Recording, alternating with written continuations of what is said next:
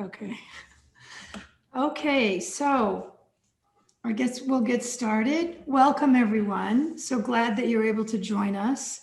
My name is Nancy Kricorian. I'm the moderator of this panel, and I'm a writer, teacher, and organizer.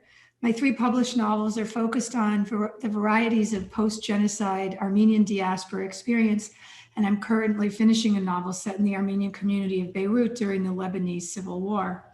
I participated in the 2010 Palestine Festival of Literature, and in 2011, I taught at the Palestine Writing Workshop in Birzeit for 2 weeks. I've also been active for more than a decade in boycott campaigns against Israeli settlement profiteers such as Ahava and SodaStream. I wanted to just make a couple announcements before we start. First off, if you're going to be live tweeting this panel, please use the hashtag Palestine Writes.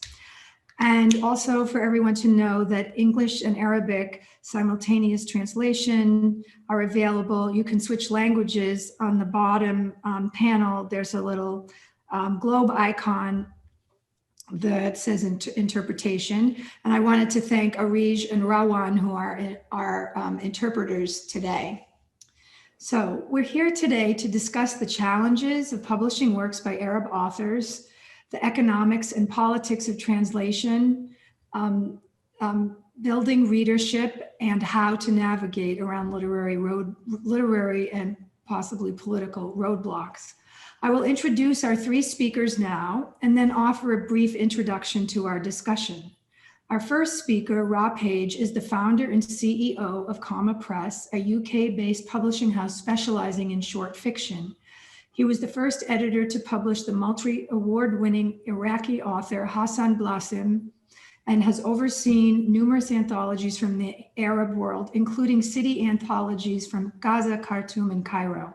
In 2014, he worked closely with Palestinian Atef Abu Saif on his searing account of the war in Gaza as it unfolded, The Drone Eats With Me. And in 2016, he launched Comma's Plus 100 series, which strives to bring new science fiction to English-speaking audiences from the Middle East, Africa, Asia, and South America. Next up will be Michel Moushabek, a writer, editor, publisher, and musician. He is the founder of Interlink Publishing, a 33-year-old Massachusetts-based independent publishing house specializing in fiction, in translation, history, and current affairs, cultural guides, illustrated children's books, and award-winning international cookbooks. He is the author of several books, including Kilimanjaro, a photographic journey to the roof of Africa. Most recently, he co-edited the winter issue of the Massachusetts Review, focusing on Mediterranean literature. And he contributed a piece to Being Palestinian, Personal Reflections on Palestinian Identity in the Diaspora. He is the recipient of NYU's Founders Day Award for Outstanding Scholarship, the Arab American Anti-Discrimination Committee's Alex O'Day Award, and the Palestinian Heritage Foundation Achievement Award. He serves on the board of directors of the Media Education Foundation and on the board of trustees of the International Prize for Arabic Fiction, an annual literary prize administered by the UK's Booker Prize Foundation. He's also a founding member and director of the Boston-based Layali Arab Music Ensemble. His recording credits include 2 albums, Lost Songs of Palestine and Dance Music from Turkey and the Arab World. He teaches percussion at Amherst College and lectures frequently on Arabic music and literature in translation. Our final speaker today will be Mahmoud Muna, who was born in Jerusalem and attended school in its refugee camp, Shufat, where his dad taught 3 consecutive generations. Before finishing his studies at Al-Quds University, he was forced to relocate to the UK, where he finished his first and second degrees in London. He is a computer science graduate, trained communicator, and currently known to many as the bookseller of Jerusalem. He runs his family's 2 bookshops, the famous Educational Bookshop and the prestigious bookshop at the American Colony Hotel.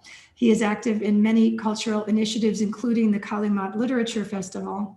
In 2020, Mahmoud was commissioned by Granta magazine to publish the first ever Arabic edition of the literary magazine, which will appear in 2021. According to the 3% website, a resource for international literature at the University of Rochester, Only 3% of all books published in the United States are works in translation. If one looks at literary fiction and poetry, that the figure is closer to 0.7%. As a point of comparison, roughly 18% of books published in Germany are works in translation. And according to UNESCO's Index Translationum, I hope I pronounced that right, which has been tracking translation since 1932, English language works are ranked as the #1 most translated of any language in the world, and Arabic works are ranked at number 17, behind Polish, Norwegian, and Chinese. Why are so few books and translations published in the US? There are a number of often cited factors. One is that American editors tend not to know other languages and have to rely on outside readers to evaluate foreign books. Also cited are the cost of translation, the relative provincialism of American readers, and the difficulty of garnering publicity for books outside the American mainstream. Imbricated with the economics of publishing fiction from the Arab world are the politics. When looking at the Palestinian case in particular, for decades, the third rail of American political discourse, so often reviewers, programmers, and other cultural gatekeepers have felt the need to present Palestinian authors in tandem with Israeli ones, as though to defend against a possible criticism of partisanship. But in the past 7 or so years, I have noticed that Palestinian authors in their novels and translation have been able to step forward on their own and find acclaim and readership. Ibtisam Azem's The Book of Disappearance, translated from the Arabic by Sinan Antoun, published by Syracuse University Press in 2019, and Adania Shibli's Minor Detail, translated by Elizabeth Jacquet, published by New Directions in 2020, are 2 such books.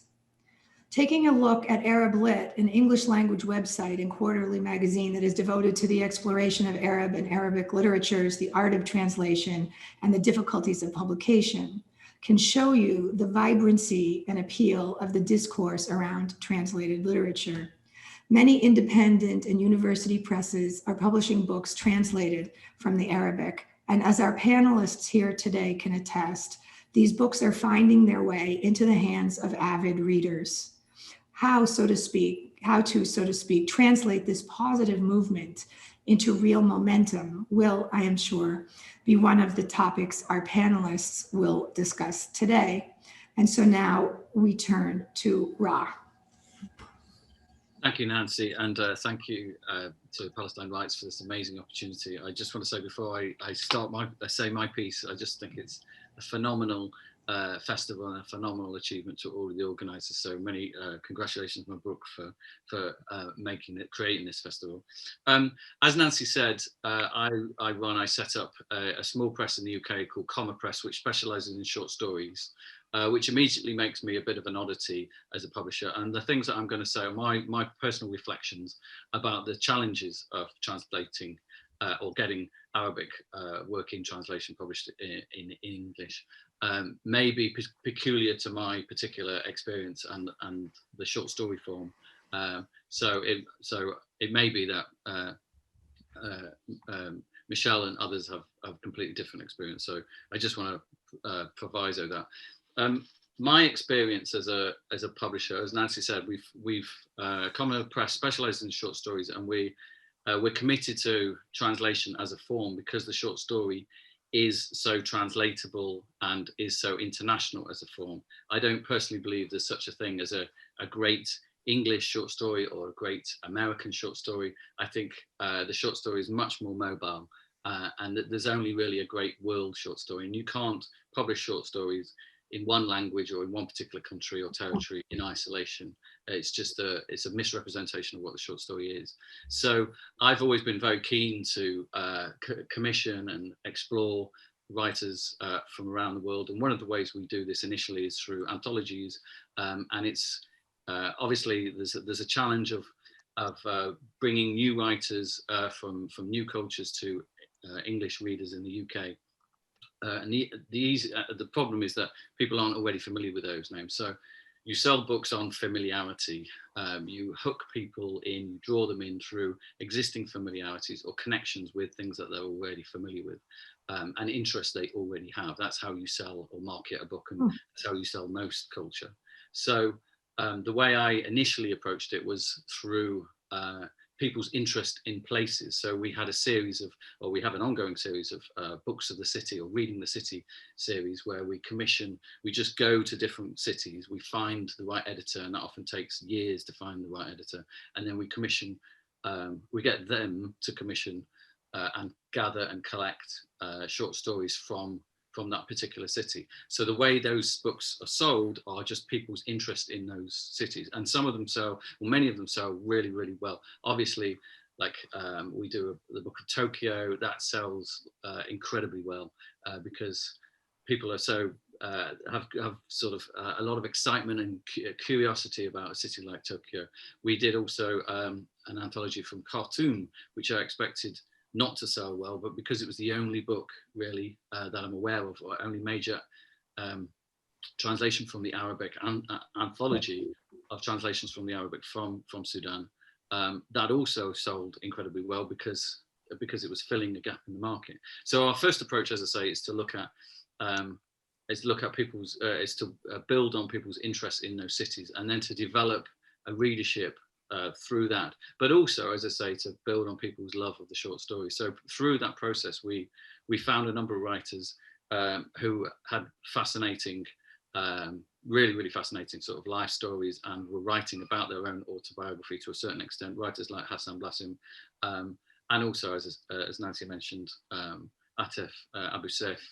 His experience as a writer, both in terms of his fiction and his non-fiction, has universal, or has a very widespread appeal, because he writes as a journalist sometimes, and he writes as a literary writer a lot of the time. So that's how we've built it. We've built it on a love of the genre, and also an interest in cities and places where there's in the absence of familiarity with kind of household name writers.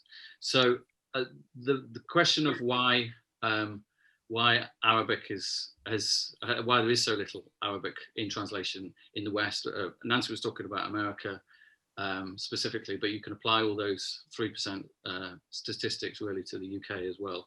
I think, first of all, the biggest problem is the fact that the European market and the Western market and the European language market is incredibly well kind of integrated and well oiled, and it's almost kind of unified in the way in which it works. It works through book fairs, agents, scouts, editors, always talking to each other continually. All of the major editors in Europe, in mainland Europe, for instance, all speak English perfectly well, and they read in English, and they're all kind of locked into the same system. They all use Nielsen book scanner, so they can see what's selling elsewhere. They're very, very familiar with the international agents out there. They're very familiar with their corresponding editors in other countries. There are scouts which work for the publishing houses to find writers, and so they're in continual communication with each other despite the language barriers. And through the markets, through the fairs, through Frankfurt, London Book Fair, BEA, and others. There's just a lot more kind of integration and communication. So it almost works like a federation of different territories. Whilst the Arab book world, the Arab publishing world, isn't really integrated in the same way. A book is published generally in the Arab world, often in Beirut or Cairo, and then it's sold to the entire region. You don't have that kind of federation of different territories and different publishers working in different spaces across that space. And you don't have the communication between that world and the, shall we say, European language market world. So you don't have as many scouts working across that gap. You don't have as many agents working across that gap. And you don't have people kind of reading in the same way. So you're reading each other's work and in different languages in the same way. So you're often dependent on the very few people that are multilingual in the industry. and there aren't many that speak Arabic and English in terms of editors and publishers, and you're dependent on the very few translators that are there. And translators are incredibly important, but they're also, they're not the only, they don't necessarily speak the kind of the figures and the business and the money language that publishers need to speak. So a translator can come to me with a work and convince me that it's a brilliant piece of writing and it deserves being published, but they won't be able to communicate to me how sellable it is and how well it's done in another territory. And as I say, that things like Nielsen Bookscan and awareness of sales is very transparent in most European territories, and it's not as transparent across the divide between those European language territories, I should say, and then the Arab world. So that incompatibility of those two markets is a big problem. It's getting much better. There have been some amazing developments, and one of the main bridges between those worlds are awards, the IPAF, the International Prize for Arabic Fiction, and there's the Al Muqtada Short Story Award and various other awards. There's very important champions. You've already mentioned Marcia Lynx-Corelli's Arab Lit website, and there's really important agents that are emerging that are crossing this divide. The Raya agency, which is run by Yasmina Jarassati, they're really important, and they're kind of beginning to build that bridge. But I think there's still quite a bit to go, and other publishers may disagree with me completely. There's also the question of reader habits, and bizarrely, you might think that literary fiction readers are the most kind of open and international and multicultural and cosmopolitan. But I would actually say readers that are in love with particular forms and genres are actually the ones that are kind of more accessible and amenable to new cultures and to work in translation.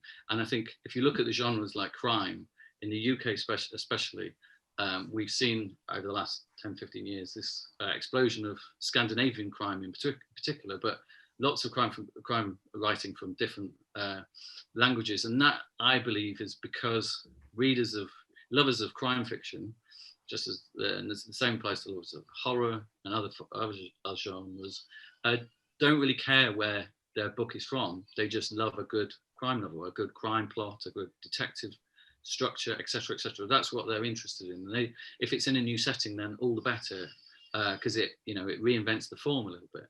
And I would say that short story readers, although it's a much smaller group, short story readers are the same as genre readers in that they are more interested in the form and devouring the latest good examples of that form than they are in where it's from. So in the UK, there's a whole kind of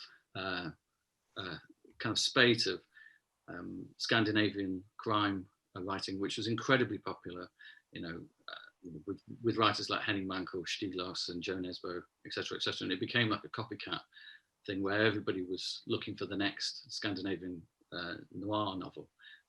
That shows that there are ways of overcoming these barriers, this 3% problem.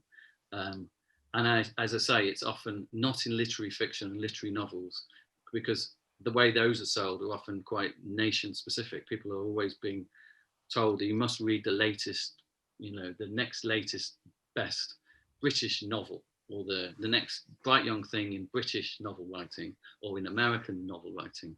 That doesn't apply in the genres, as I say. I don't think it does. So those are the two main barriers, really. Reader habits and the incompatibility, or the current incompatibility of the two markets. A lot of writers in the Arab world, especially diaspora writers, have to make a decision as to which market almost they publish in. So I have this maybe a rare example of Hassan Blossom, this Iraqi writer, who writes in Arabic but is a refugee. He's ended up in Finland, but he really writes for the Iraqi market. But for many years, his work wasn't being published because he wasn't really integrated into the Arabic fiction market, and also his work is very controversial and it uses lots of taboo. It covers lots of taboos It breaks lots of taboos. So for him, he almost had to choose to go with the English language kind of publishing world, and the Arab publishing world is slowly catching up now. There's a very good publishing house called Mutawassit in Milan, which is an Arabic publishing house, which is publishing his work. But for many years, he was completely locked out of the Arabic world, publishing world. So and some writers who are very well established in the Arabic publishing world are on the other side of that gulf, really, and finding it difficult to be published here for some of these reasons. I've probably spoken for too long, but yeah, those are my thoughts. You know what? You were just amazing, because that was actually just 12 minutes. Hey, fantastic. And I just put this in the chat, but please feel free to put your attendees, participants, to put your put your comments in the chat. But if you have questions for the authors, for the panelists to answer at the end, please put them in the Q&A. Okay, I thought that was totally fascinating, Ra. And I mentioned this before we got on here. I worked for 10 years as a literary scout for foreign publishers, and I went to Frankfurt every year, and I knew that whole network that you were describing, but I had never really thought about what it was like to maybe not be plugged into that sort of, which you could almost call a sort of international literary mafia. Yeah. It's interesting. Okay, so our next speaker is Michel. Hi, Nancy, Ra, Mahmoud. It's great to be with you, albeit virtually, on this snowy New England day. I'm really honored to be participating in the Palestine Writes Literature Festival. It is great to be sharing this panel with longtime colleagues and friends who have done so much for Palestine and for Palestinian literature and translation. Throughout this year, 2020, we have become accustomed to brewing sadness, pain, grief, and frustration. And Palestine Writes Lit Fest is really the best thing that happened in the worst year. I agree. I am so happy to be part of this incredible gathering of Palestinian writers, poets, activists, educators, artists, and supporters from all over the world. I have enjoyed so many of the panels so far and the inspiring talks over the last couple of days. This festival is really monumental. It's a monumental achievement, I should say, and I'm so impressed with really everything that this organizing team has done. I can't contain myself. I'm so filled with pride. I'm filled with joy, with gratitude, with enthusiasm, with power, and of course, with peace of mind. And I say peace of mind because with this group of lit superheroes, with this body of talent, with this commitment and dedication, I know that Palestine is in safe hands. I know that Palestine will always be.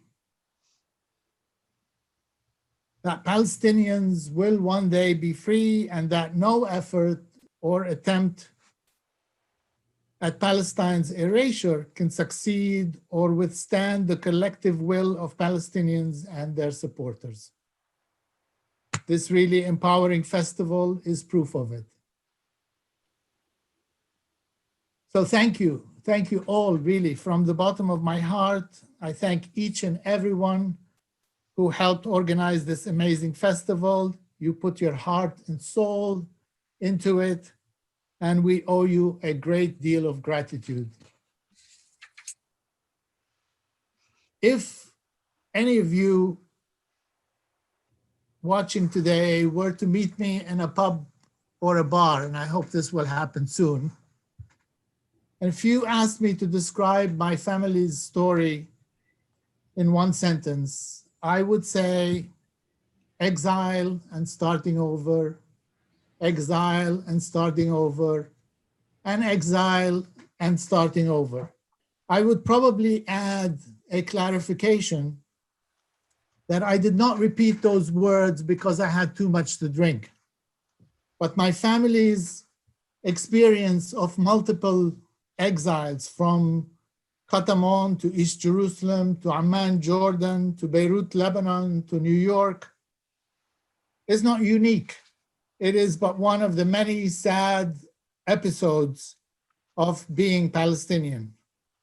But as you have witnessed over the past several days during this festival, our stories of exile, displacement, and injustice will live on, as will our beautiful memories of our homeland. When I came to the US, I, so to speak, smuggled my homeland in my pocket, and I visited and revisited on a daily basis. It is like a drug I cannot quit. A famous Uruguayan writer, Eduardo Galeano, said once, "Scientists are wrong. Human beings are not made of atoms. They are made of stories. It is why we want to write, sing, and draw, and tell each other about our lives, our hopes, and our dreams. These dreams, this art,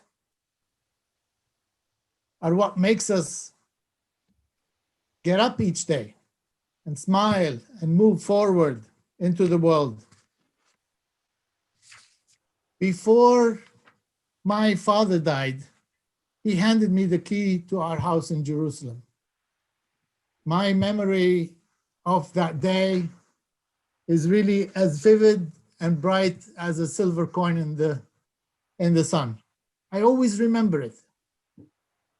He looked at me with his kind eyes and said, "This is the key to our house in Jerusalem. The house belonged to my father, and now it belongs to you, your children and grandchildren."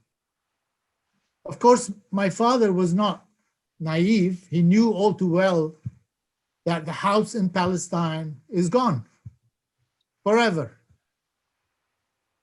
But he wanted to make sure that I tell my children so that they will tell their children about our house in Jerusalem. My family comes from Al-Quds, the old city of Jerusalem, a city that occupies a special place in my heart, a city I yearn for, talk about, and write about a lot.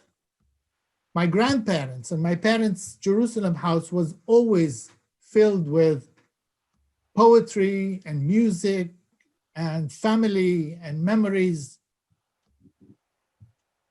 It was where the Palestinian literati of the time had gathered. I was robbed of this existence. And this childhood memory is what inspired me to do what I do today. So for those of you who don't know me, I run Interlink Publishing. It's one of the few publishing houses in the US that focuses on literature and translation.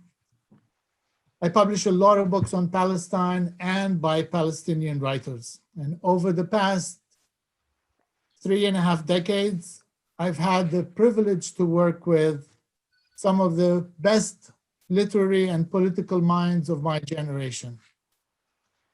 Palestinian writers I have edited or worked with, novelists, poets, historians, and others include the late Mahmoud Darwish, the late Ghassan Kanafani, the late Emil Habibi, Tamim al-Barghouti, Sahar Khalife, Adaniya Shibli, Liana Badr, Kamal Bullata, Salma al-Jayusi, Salim Tamari, Yahya Yakhlif, and most recently, Sonia Nimmer, whose spellbinding novel, Wondrous Journeys in Strange Lands, just came off the press last week.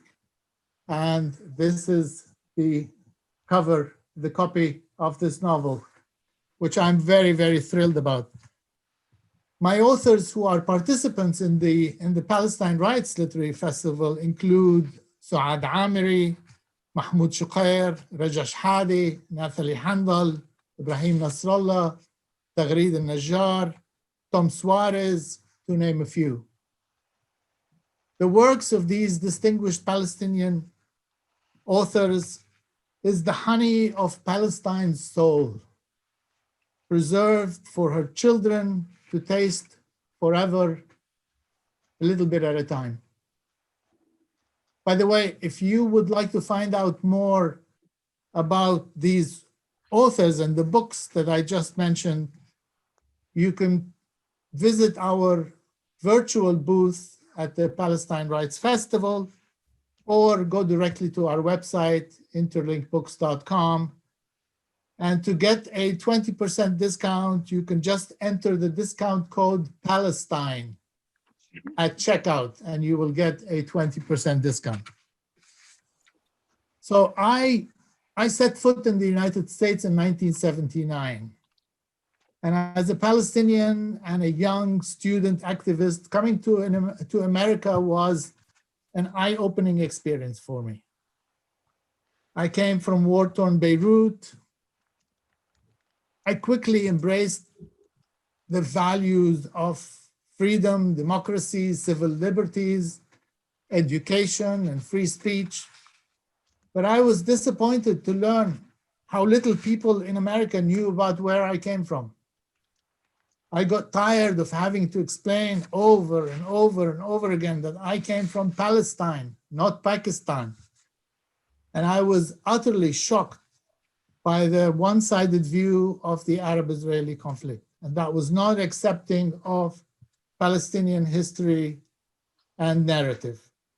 I was also dismayed to find out the lack of interest and knowledge and understanding Americans had about Arab culture. So this made me drastically change the course of my life. I never knew I would end up as a publisher, but I was a reader, and I knew that I loved words, their mystery, their meaning, their power. I was straight out of college at NYU. I knew nothing about publishing. I was 20-something with a big idea. I wanted to bring the world closer to American readers and bring people of the world closer to each other through literature. My goal was, and still is, to commission, publish, and promote books that foster a better understanding and appreciation of other cultures. And of course, Palestine and Palestinian literature picture largely in my life and are integral parts of my mission. So Interlink Publishing was founded back in 1987, but it was founded in Brooklyn, and now it is based in Western Mass. We are a fiercely independent publishing house. We publish about 50 books each year. The founding of Interlink afforded me the unique opportunity to merge my passion for Arabic literature and translation and the arts with the house's mission of changing the way people think about the world. Introducing American readers to leading Arab American writers, getting them to take a chance on a new novelist, opening their hearts and minds, inspiring them to learn more about other cultures, and presenting them with books that inform, books that delight, books that entertain, as well as ones that counteract negative portrayals, hatred, and fear of the unknown.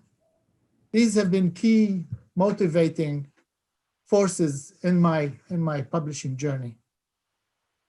I believe that literature is universal, and great literature travels well.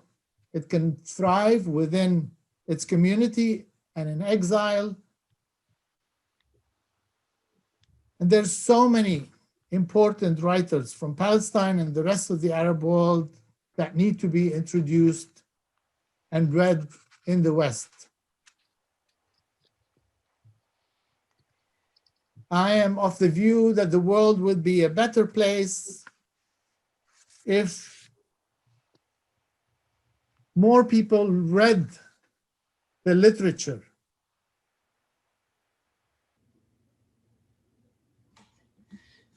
If more Americans learned about our history, our culture,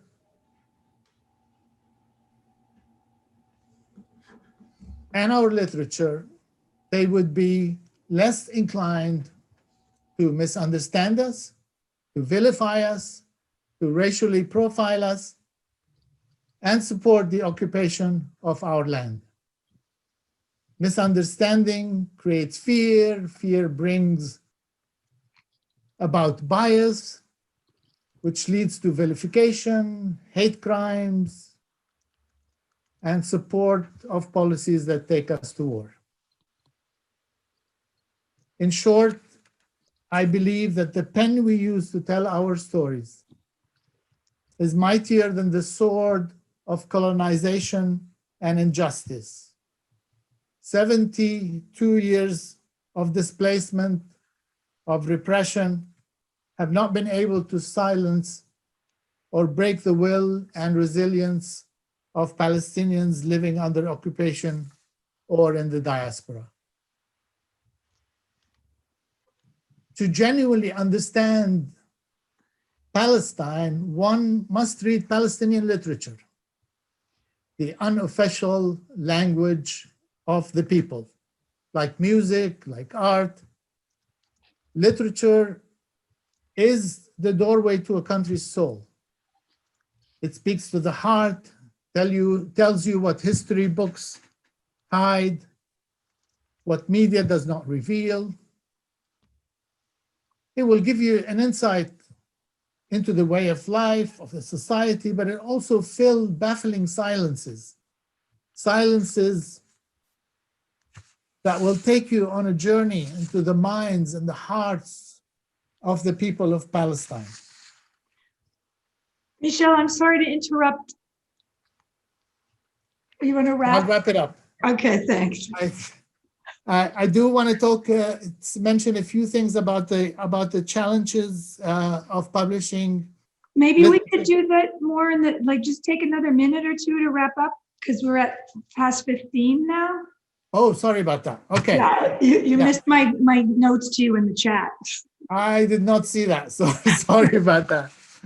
Okay, well, maybe we'll get a chance to talk about it in a little while. There are some good news and there are some, very, very challenging matters with regard to publishing literature and translation.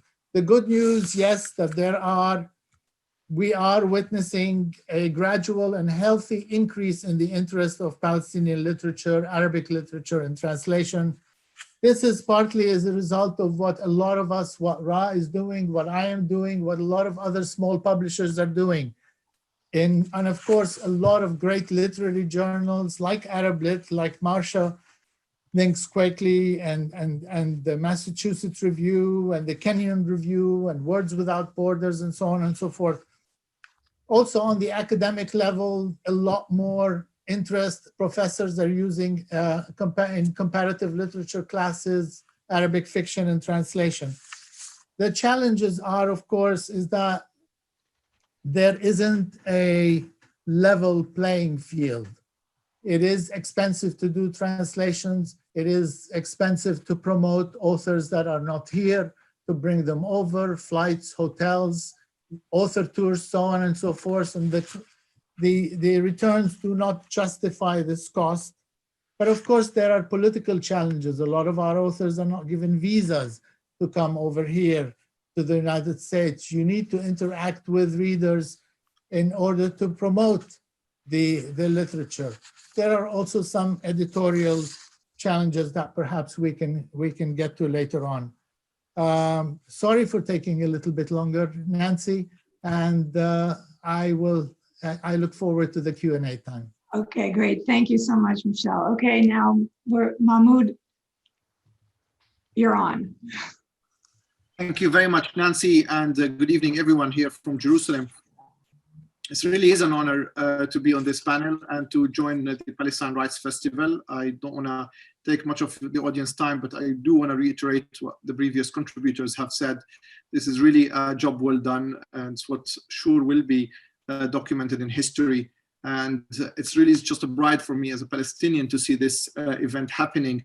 If the Palestinians inside Palestine are keeping the past and the present of Palestine, then the Palestinians outside are surely sketching a very beautiful, marvelous future for Palestine. And for that, I really want to congratulate the Palestinian diaspora and our friends in America for coming together for such an endeavor. Well, thank you very much for that.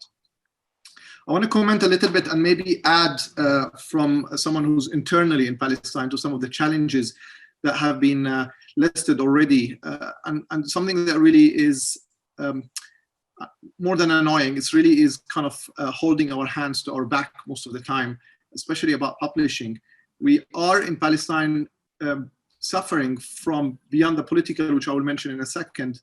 We are not, we are a writing nation, yes. I mean, we have a great legacy of writers, and we have one of the most famous writers, of course, of the Arab world. But actually, Palestine have produced great writers compared to other countries in the Middle East, but yet we don't have a legacy of publishing. In Palestine, most of, as Ra have said, most of the publishing in the Middle East has been happening in Lebanon and Egypt, of course. So we didn't have many traditions in publishing, and the result is even today we don't have a local publishing scene, so to speak, in Arabic, locally here in Palestine, that can be the partners for international publishers to partner with.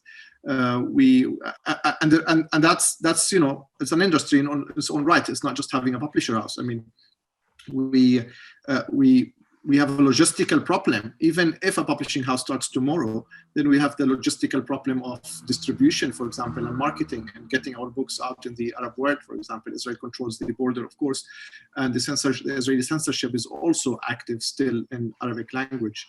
I don't know if many of your audience knows, but actually Israel does operate a censorship on Arabic and Hebrew only. There is no censorship on any other language except Arabic and Hebrew in the state of Israel.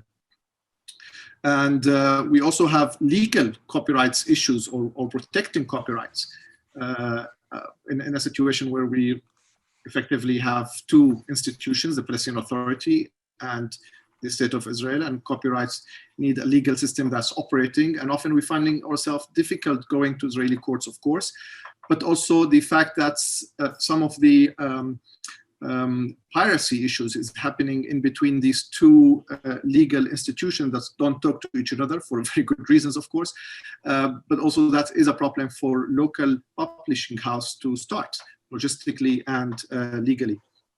Now, of course, all these problems are overshadowed by the political situation we're living in and the Israeli occupation, which is well known to many of your audience. And I think that's should be the next step locally for Palestinian writers or Palestinian book industry to start to come together to establish the industry, reinvent the industry, find some solutions for this problem. And I think this is an important case to look at for the coming future. Now, I want to speak about the rule of, I mean, I'm here in the bookshop and we busy 7 days a week promoting the books that Ray and Michael are producing, and we finding a real thirst for Palestinian literature. We're finding real interest in books about Palestine, and actually, needless to say, we finally found ourselves running a successful business selling Palestinian literature and books on Palestine written by Palestinians and by others. Now, I want to be provocative a little bit here and say we also have the problem of not many Palestinians themselves are writing. So we have a lot of books about Palestine not written by Palestinians. Even books that really capture the daily life of Palestinians. And I don't know how to categorize this, but it is the normality of the personal, or normality of the personal, in a sense. Palestinians who are living the daily routine, the daily oppression, the really racism in Palestine, they know that this is not unique or that's not personal to them. So there's a very hard case to actually convince them to write it, so to speak. And that's why I face a lot of the time finding really nice people who can write really very beautiful books, and they share sometimes, you know, personal writings. I encourage them to write. And they say, yeah, but what's special about this? This is the story of everyone in Palestine. but the international audience don't know that. I mean, and they need to read these stories. So sadly, we Palestinians have kind of normalized the situation in a way that we don't really see in it anymore points that it's worth writing or worth expressing to the international audience, which gave up an opportunity for non-Palestinians to write the Palestinian story and to take this agency over the Palestinians. And I don't want to be misunderstood here. I think everyone has the right to write about Palestine, to be honest. And I think, in fact, for years we have asked to internationalize the Palestinian cause and to involve as many people as possible. So I welcome anyone who writes about Palestine. But it is a problem. And I can say that as a bookseller, that's every 4 books that I would recommend about the story of Palestine, probably 3 of them are not written by actually Palestinians. And this is a call for all Palestinians who find in themselves the quality and the passion to actually write, is to write the memory story, to write the family story, to write the daily routine, to write their aspects of life. And we're trying to often to reach out for publishers and recommend these writers, and we know that something can come up from their materials. And the third point I want to also raise, Nancy, if I can, is the role of the writing and artists and creative people or culture in Palestine, particularly in Jerusalem these days. We in Palestine, and again, that's perhaps not a secret, we lack or we have issues with leadership, probably not just in Palestine. I think it's actually an international phenomenon now. There's a crisis in leadership in the world. But in particular in Jerusalem, and particularly in Palestine, we find ourselves having issues with our leaders or leadership issues or representation issues. And historically, if I may put the hat of a little historian here, historically in Palestine, leaders have came from either religious institution or from political institution, from political parties and the usual track.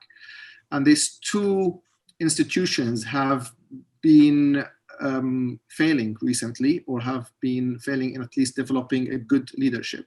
I'm not sure if that's a good news or bad news, but the result is that we don't have leadership coming from the usual classical tracks of political parties or religious leadership, particularly in Jerusalem as well.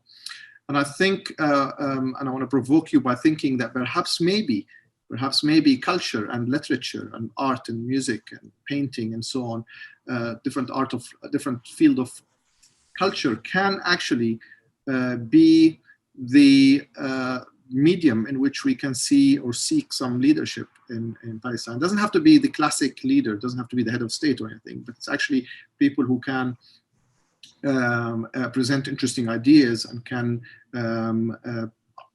answer some questions, or even ask some questions sometimes in times when we really are looking for fresh ideas and for some creative answers.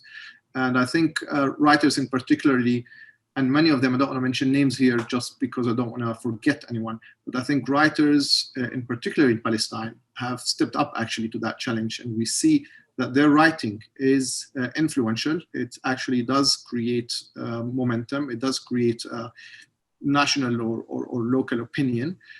And I think that's a role, maybe it's not convenient for the writer themselves because they write for writing. They don't write to lead.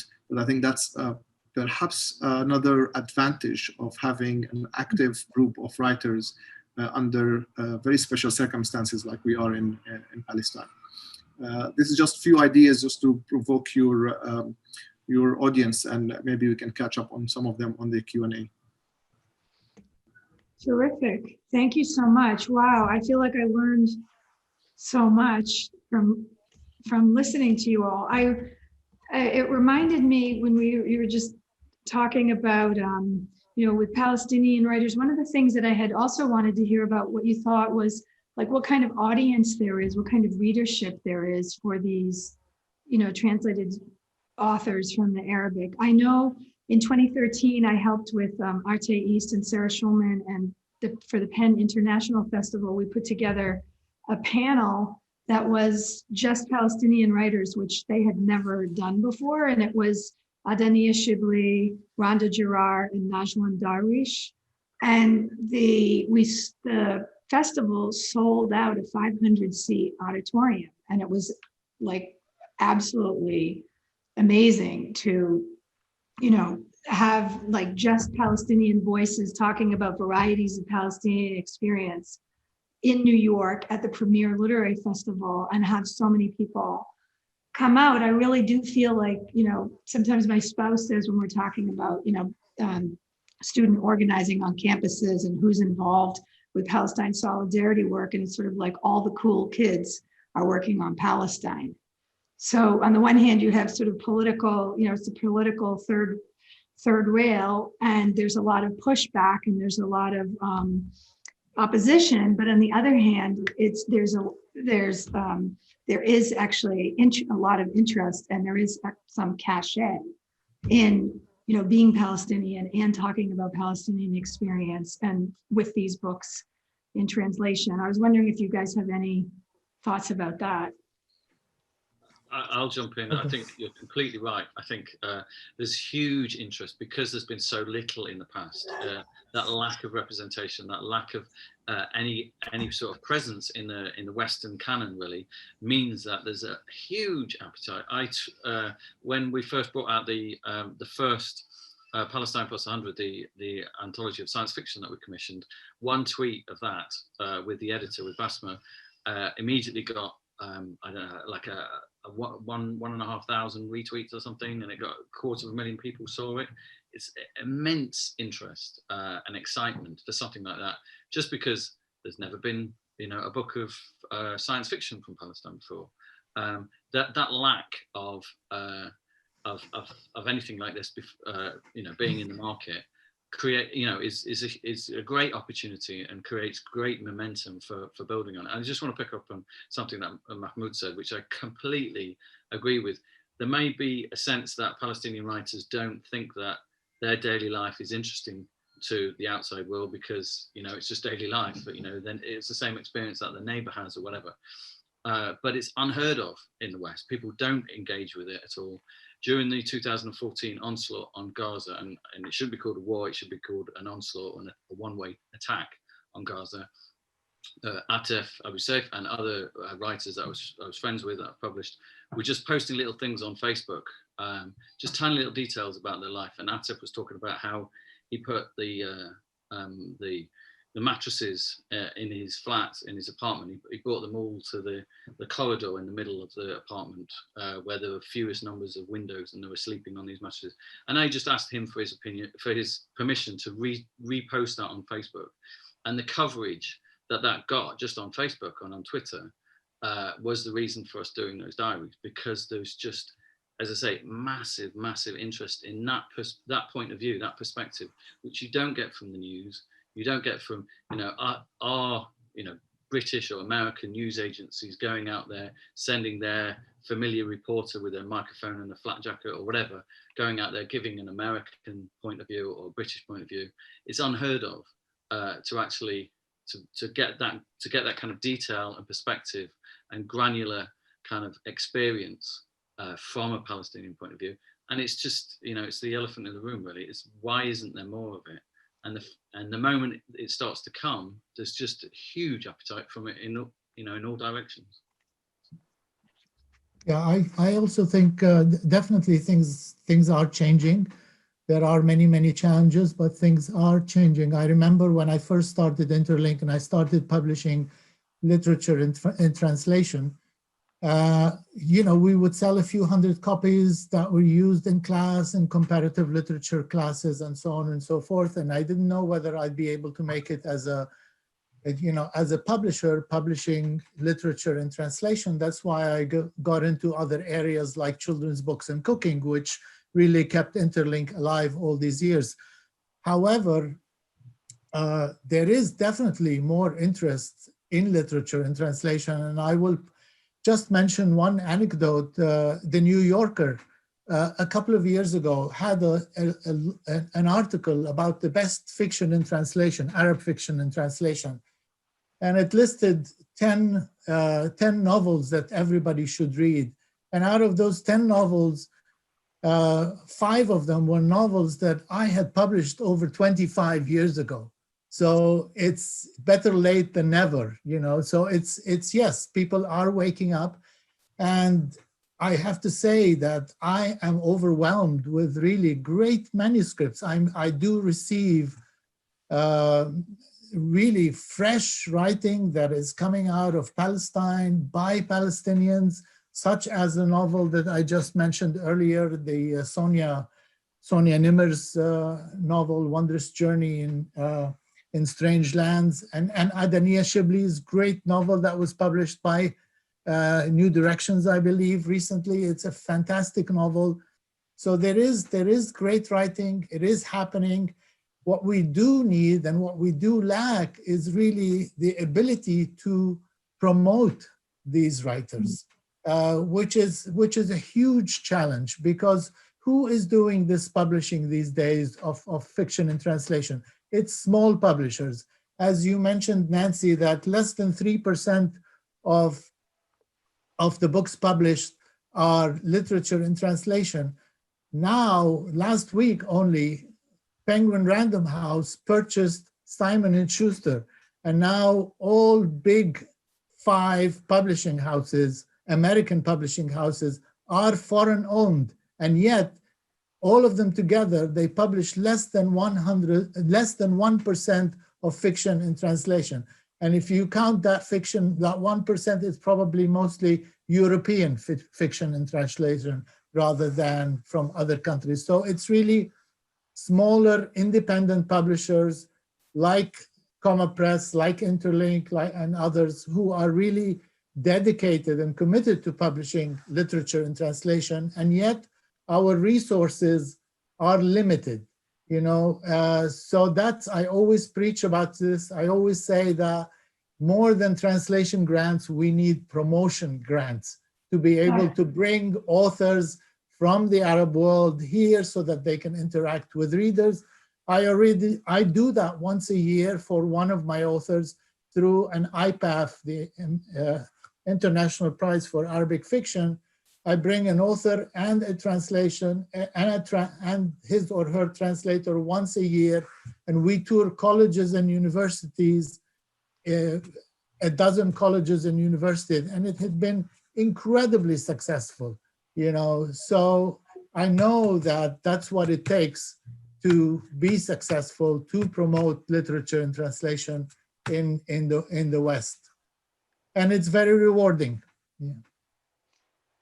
Yeah, well, I'm just wondering, now that we're seeing this whole pandemic model of book promotion, if that isn't something that can just be expanded on. Everybody's now used to doing all these Zoom book launches. So that's one way that you can cut down on, on cost, and you can have an international platform actually for your writers. And then the other thought that I was wondering about, because I don't know if everyone here knows about the Institute for Middle East Understanding, you know, the IMEU, which does a lot of work in the US getting Palestinian voices and Palestinian perspectives into the mainstream US media.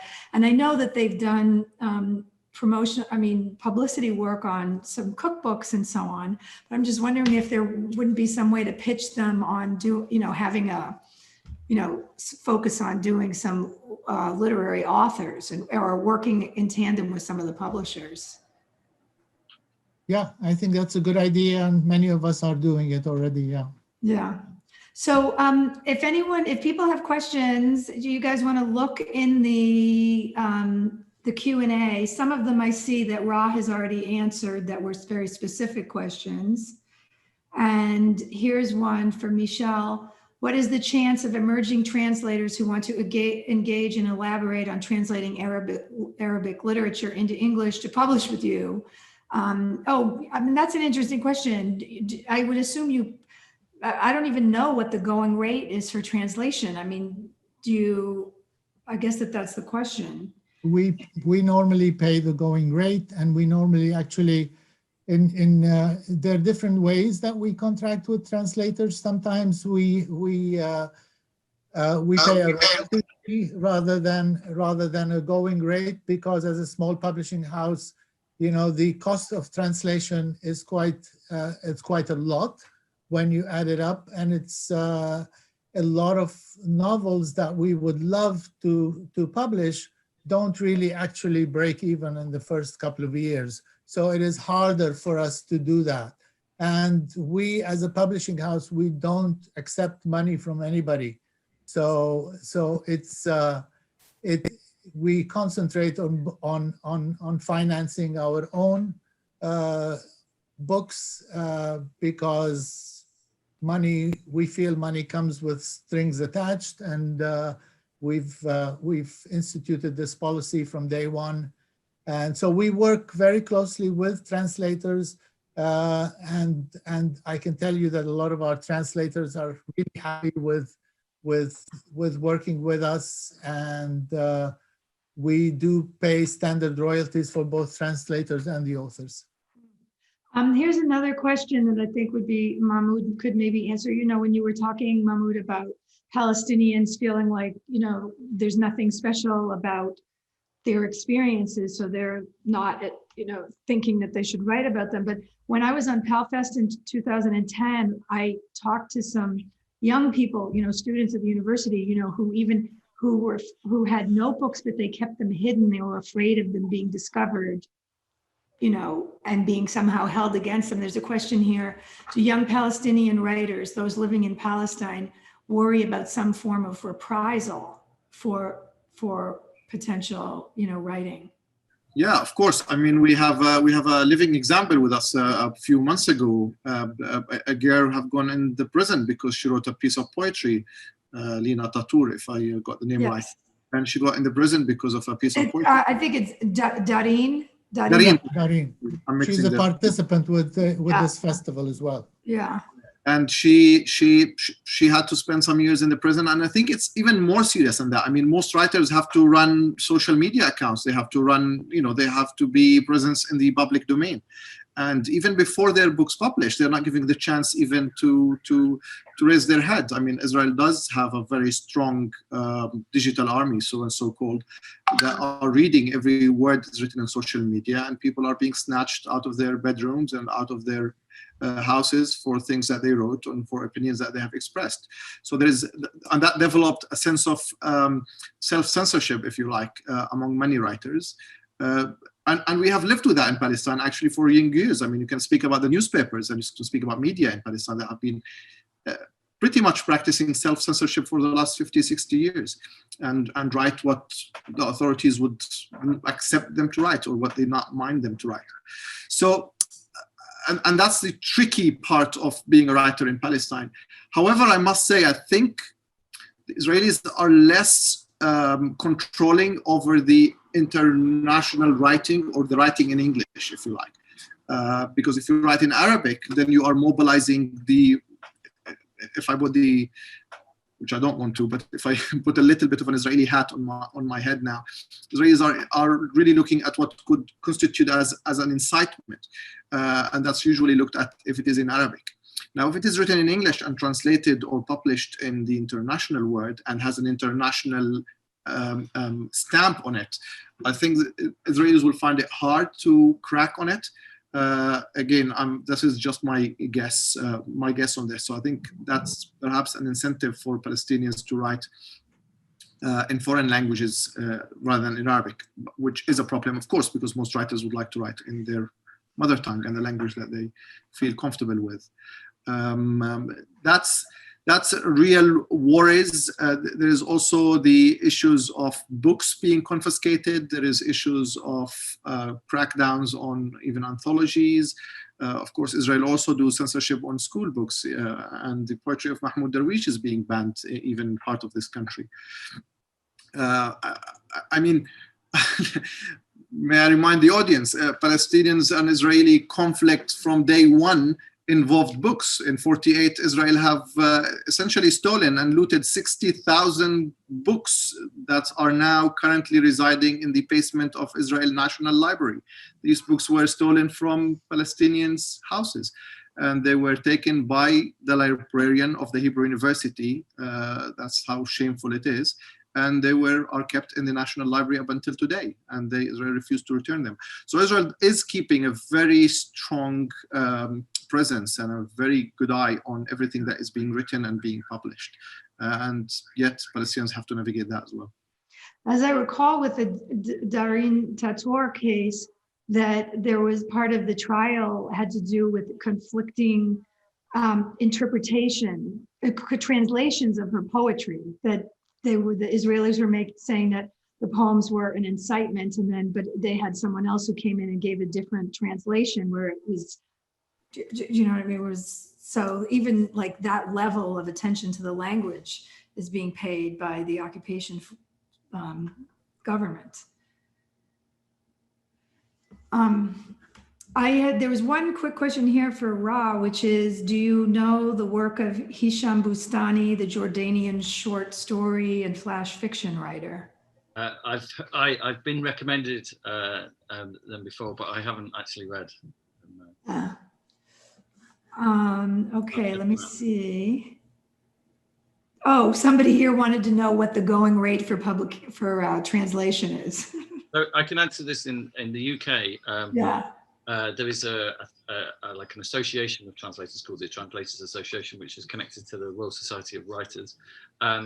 And the going rate at the moment, I think, is £95 per 1,000 words in the target language.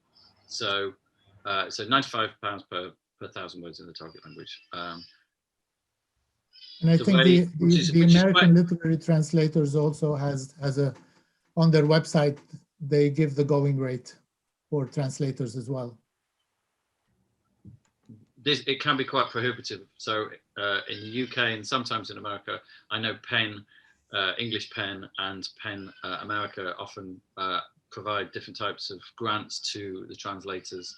So often there's a coordination between the publisher and the translator and the grant award giving body to quite a long time before a book is published to secure that grant, which enables the book to happen, really. So there's a lot of kind of very provisional contracts that are drawn up and sample translations, and it's really important often for translators to be not agents but kind of champions of the writers that they're reading and they want to translate. So it's really important for the translators to kind of build strong relations with those new writers in the Arab world, because they often have to navigate these kind of jump through all these hoops and navigate these waters. Okay. There's another question here. Mahmoud's point about Palestinians living in Palestine not seeing their daily lives as unique.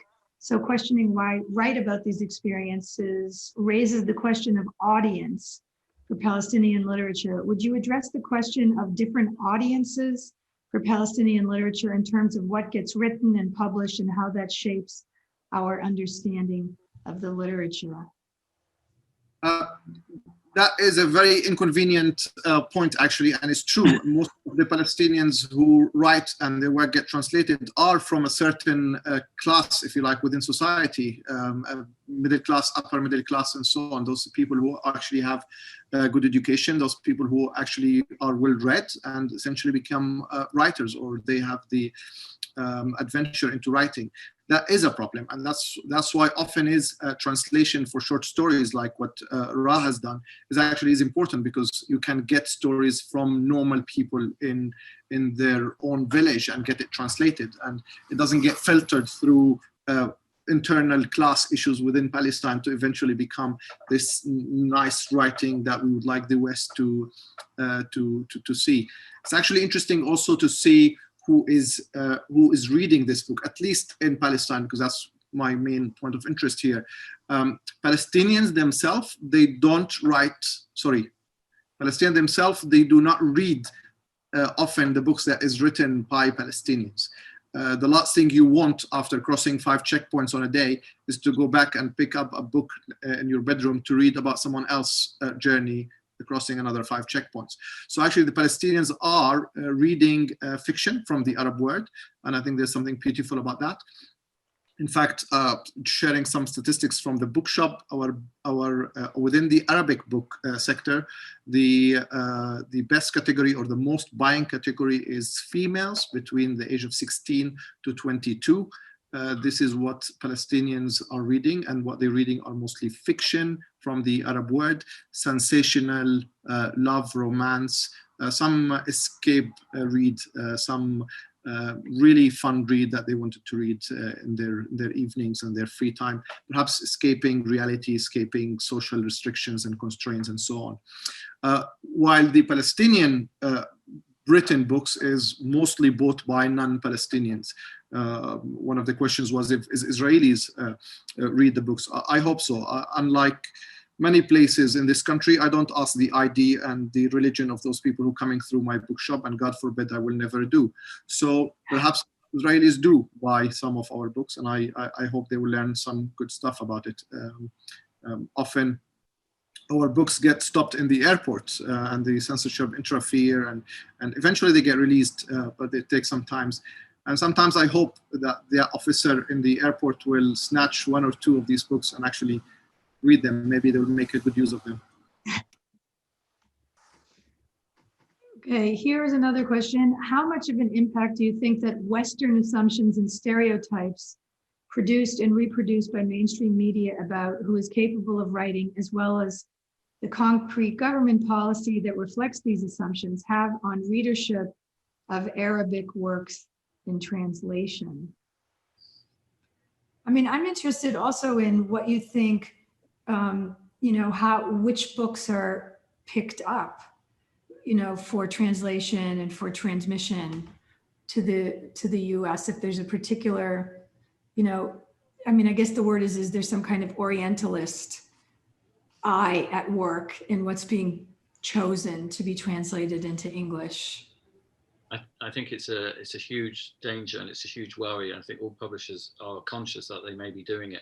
There's a fear that in going out to a different culture and trying to commission and find new work from that culture, you're subconsciously or in some way just trying to confirm what you already thought about that place. And one of the wonderful things about short fiction and anthologies is you'll get 10 or more different points of view.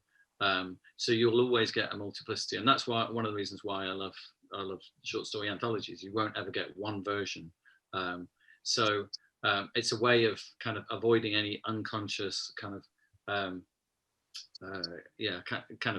affirmation kind of bias going on, or looking for something which you already which is based on some preconception you have about that culture. The book that's often kind of quoted, and it's not a book in translation, but it's like a cautionary tale in this, I guess, was The Kite Runner, because The Kite Runner, Khalid Hussein's story of growing up in Afghanistan, it was the perfect book that the West, that America in particular, wanted at the time. They wanted to find a book which confirmed what they thought about the Taliban and how terrible they were, and kind of justified their war. And the most famous thing about the film that was made about that was one of the first screenings of it was in the White House with George Bush sat beside the author. So you don't want to be publishing stuff which confirms what your culture or what your market thinks about a place. So I personally use editors out in the Middle East or in any country that I'm translating from. So I've used editors like Jemana Haddad in Lebanon and Atef in Gaza to find the writers for me, so that they're reflecting the literary culture there rather than responding to my needs or the British market's needs. But it's incredibly dangerous. So I just want to ask one little question, because I think that this panel was meant to end at 2:15, and I'm hoping that somebody from the festival will tell me if we can go on a little longer. I think we have just maybe just a couple more questions, I guess, and then we could wrap up. This one is kind of complicated. This question, maybe we could do this and maybe just one more.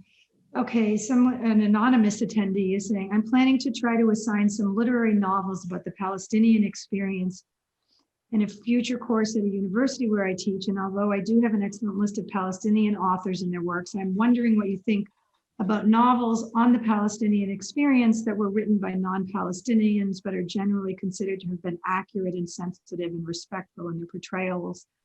I'm thinking, for example, of Colin McCann's, I'm going to mispronounce this, A Paragon from Random House, Elias Corey's Gate of the Sun, what's the other one? Radwa Ashur, The Woman from Tantora. What is your view on this sort of approach, or should there only be novels by Palestinian authors?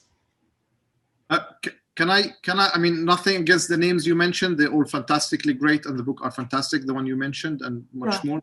But I am honestly sick and tired of just white males coming here for 2 weeks and writing books about Palestine. I'm really sorry to put it such bluntly, but it's enough, honestly. I mean, you know, we need solidarity. We need people to come, listen to our stories, exchange with us, give us some good ideas, but to come in a very, and there's a lot of books, literally people coming for 2-3 weeks and not doing even the slightest of research about society or identity or anything, you know, reading 2 history books that's published somewhere by Oxford or somewhere, and then writing a book about Palestinian experience. And I know why it's attractive from an international point of view, because, you know, the name will be easy to put on the shelves in international libraries. It's the tone and the voice and the language and the attitude of the writing will be appealing to international audience. But honestly, if you're going to teach something about Palestine, at least allow us to tell our story by our own mouth. Okay, I'm sorry, I just saw a note to us that our time is up. So I just wanted to take 30 seconds to tell you all, thank you so much to the panelists. Thank you to everyone here. Thank you to the organizers, to our interpreters. I myself feel like I learned a great deal today from listening to you all. And thank you for the work that you're doing to bring, you know, Palestinian and Arab writers to, you know, to a broader audience. And thank you so much. So I guess Thank you. that's it. Okay. Thank you.